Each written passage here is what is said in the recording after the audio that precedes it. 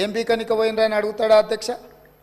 మాజీ ముఖ్యమంత్రిగా 10 ఏళ్ళు పనిచేసి, కేంద్ర మంత్రిగా పనిచేసి, రాష్ట్ర మంత్రిగా పనిచేసి, శాసనసభ్యుడిగా పనిచేసి, పార్లమెంటుగా పనిచేసి, గొప్పలు చెప్పుకొని జబ్బలు జరుచుకునే ఉద్యమకారుని అనేట ఆయన ప్రధాన ప్రతిపక్ష పార్టీ హోదాలో ఉండి ఒక రాష్ట్ర ముఖ్యమంత్రిని పట్టుకొని ఏం బీకనిక పోయినావు అని అడిగితే, రా ఇప్పటికే ప్రజల్ని ప్యాంట్ ఊడబిక్కురు, ఉన్న అంగి చొక్కా కూడా ఊడబిక్తాం.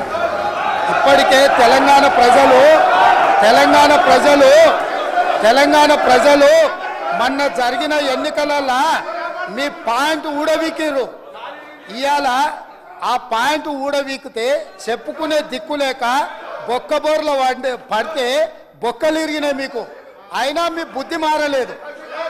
ఒక ముఖ్యమంత్రిని పట్టుకొని ఏం బీకనిక పోయినావని అడుగుతారా అధ్యక్ష? ఇది పద్ధత?